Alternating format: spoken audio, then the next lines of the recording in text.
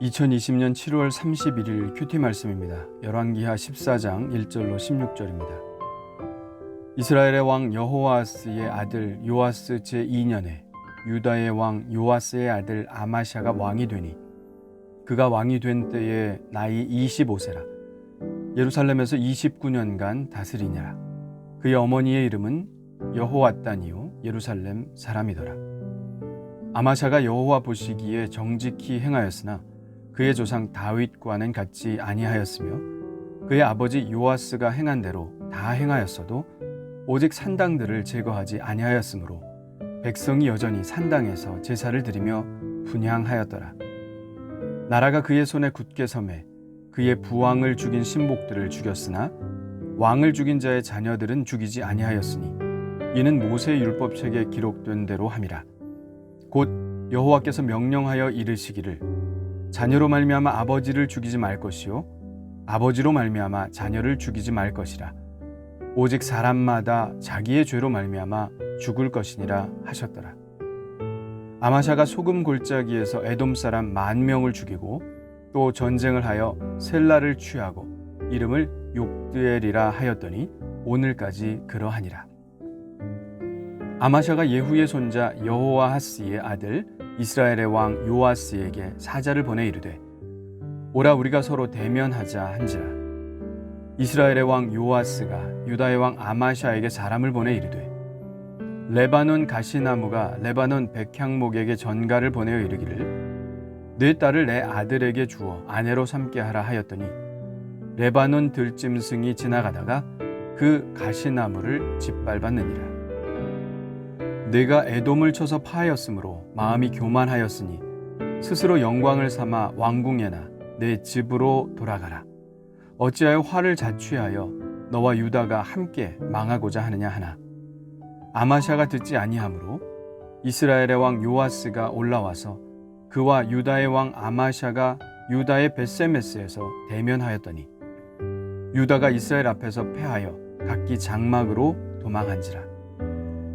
이스라엘 왕 요아스가 벳세메스에서 아하시아의 손자 요아스의 아들 유다 왕 아마샤를 사로잡고 예루살렘에 이르러 예루살렘 성벽을 에브라임 문에서부터 성 모퉁이 문까지 400규빗을 헐고 또 여호와의 성전과 왕궁 곳간에 있는 금, 은과 모든 기명을 탈취하고 또 사람을 볼모로 잡고서 사마리아로 돌아갔더라.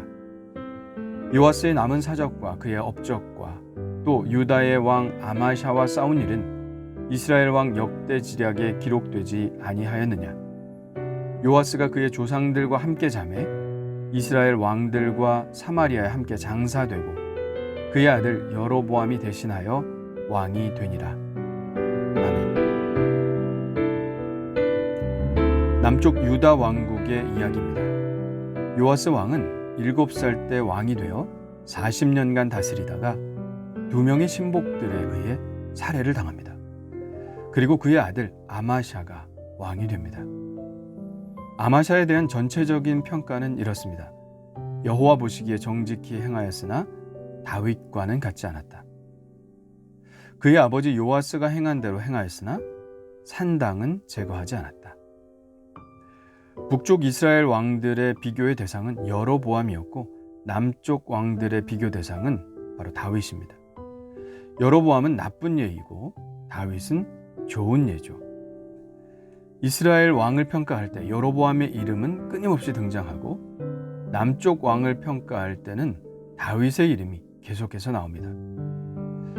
똑같은 인생을 살아가는데 어떤 사람은 그렇게 살지 말아야 할 나쁜 표본으로 제시되고 또 어떤 사람은 본받아 살아야 할 좋은 표본으로 등장합니다. 왜 어떤 사람의 이름은 명예로운 이름이 되고 또 어떤 사람의 이름은 불명예스러운 이름이 될까요? 호랑이는 죽어서 가죽을 남기고 사람은 죽어서 이름을 남긴다는 말이 있습니다. 정말 그런 것 같습니다. 우리가 무슨 위대한 일을 해서 크게 이름을 날릴 일은 그렇게 많지 않아도 적어도 불명예스러운 이름의 표본으로 제시되는 일만큼은 없어야 하겠다는 생각을 합니다. 물론 좋은 예가 된다면 더할 나위 없이 좋겠지만요. 아마샤 왕은 다윗에게 미치지는 못하는 왕이어도 전체적인 평가는 좋습니다. 하나님 보시기에 정직히 행했다는 평가를 받습니다. 이런 평가를 받는 것도 쉬운 일은 아니죠.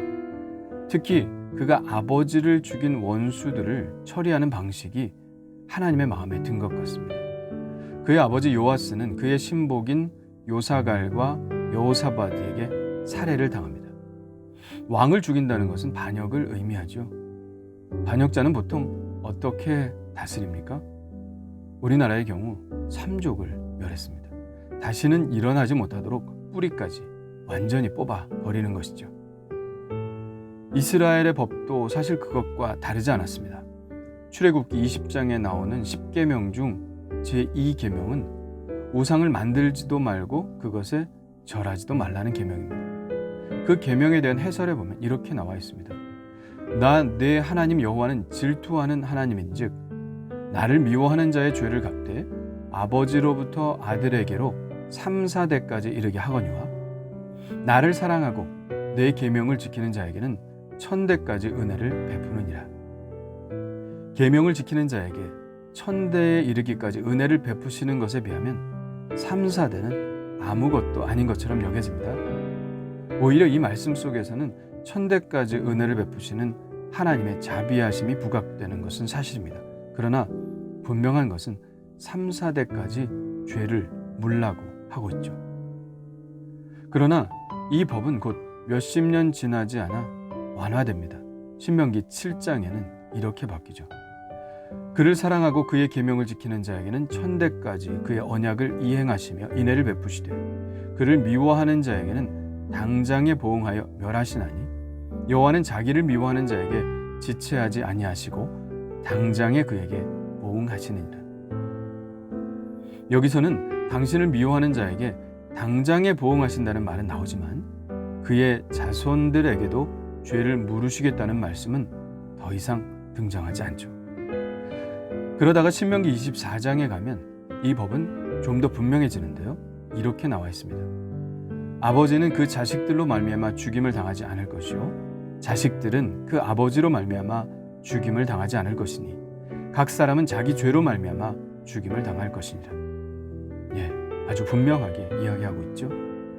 자식이 죄를 지었다고 해서 아버지가 함께 처벌을 받거나 아버지가 죄를 지었다고 해서 자식이 처벌을 받으면 안 된다고 분명히 규정되어 있습니다. 이것은 세계적으로 매우 앞선 것이죠. 우리나라만 해도 몇십 년 전까지 연좌제라는 것이 있지 않았습니까? 부모의 죄 때문에 자식들이 공무원도 되지 못하고 일반 기업에도 잘 들어가지 못하는 그런 피해를 보는 일이 많이 있었죠. 그러나 하나님은 수천 년 전에 이미 이러한 과도한 처벌을 금지하셨습니다. 오늘 말씀에 아마샤 왕이 자기 아버지를 죽인 원수들에 대해서 피해 보복을 하지 않은 이유에 대해서 이렇게 말씀하고 있습니다. 그의 부왕을 죽인 신복들을 죽였으나 왕을 죽인 자의 자녀들은 죽이지 아니하였으니 이는 모세의 율법책에 기록된 대로 함이라. 곧 여호와께서 명령하여 이르시기를 자녀로 말미암아 아버지를 죽이지 말 것이요 아버지로 말미암아 자녀를 죽이지 말 것이라. 오직 사람마다 자기의 죄로 말미암아 죽을 것이니라 하셨더라. 바로 앞서 읽은 신명기 24장 16절의 말씀입니다. 아마샤 왕은 자기의 분노를 참았습니다. 아버지를 죽인 원수, 그것도 모반을 범한 것인데 당시 근동 지역의 나라들에서는 모두 3, 4대까지 죄를 물었듯이 자기도 자기의 감정으로는 그렇게 하고 싶었을 것입니다.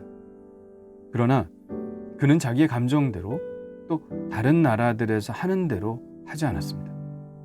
오직 하나님의 말씀을 따랐습니다.